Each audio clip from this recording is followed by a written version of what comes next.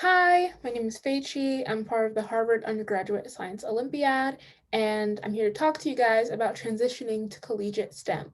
So you may be in high school or even maybe middle school now, and maybe wondering what collegiate STEM is like. And so I want to help you sort of start to think about the differences between what you're going to or what you have been encountering in high school STEM and how it'll be different in college. So there are a lot of differences between high school STEM and collegiate STEM. Obviously, it is a higher level of STEM, but just also the way that it's taught is different, and the type of like mindset you need to have is very different. And so we're going to discuss these differences. So starting off with just collegiate math, obviously it's a higher level math, but it kind of expects you a lot of the time to have like this higher foundation. Whereas obviously in high school it builds your foundation. Um, and so a lot of high school math is focused on like memorization of different formulas, and you'll be given a problem and immediately are expected to know like this one way to solve it because that's the way that you've been learning in whatever that unit is in high school. um, Collegiate math focuses a lot more on application of math skills that you've either already learned or are learning in that course. So you'll be given a problem, and there's not necessarily one way to solve the problem. You can approach it from many different angles, to reach like that one answer. Um, and it builds up your skills in employing many different diverse like fields of math, formulas in math, um, to try and solve problems. um, it's obviously very fast paced.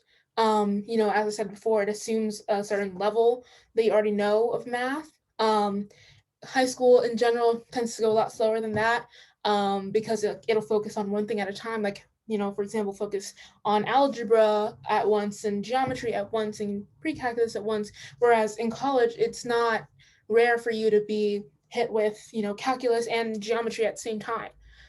So there's a lot of just needing to be able to apply many different fields of math at the same time. And also, one thing about high school math is that it doesn't necessarily carry over from like year to year or even unit to unit at times. So, like, say you learn something in geometry and then next year you're taking pre-calculus, like you're not really expected to remember everything that you learn in geometry. Whereas in collegiate math, you need to carry those things over. You can't just forget the things that you learned before. And so now we'll talk about science. So high school science is very individually focused. It's even in group lab reports, it's very individually focused. It generally follows one curriculum, even from high school to high school, because it's just different high schools will learn the same thing.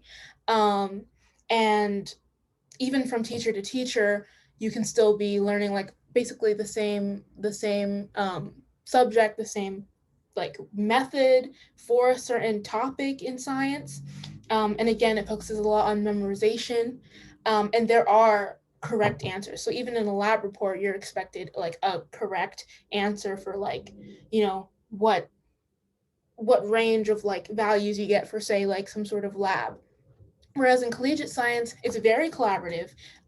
Everything, not even just lab reports, but even problem sets, very collaborative. You're expected to work a lot with your peers, and the curricula could vary largely from school to school, from professor to professor. Even in the same school, you could be learning completely different things or completely different ways to go about approaching a certain facet of science. And there is no correct answers. I mean, obviously on a test there would be correct answers, but when you're thinking of like labs and research, there's not a correct answer because a lot of science that's done in college goes towards potentially research that gets published, and so there is no correct answer for that. And so you're really expected to use the skills that you've learned to try and solve problems that maybe haven't been approached yet. So thank you for watching this video, and in our next video, we'll talk about how you can prepare for collegiate science by building a strong foundation.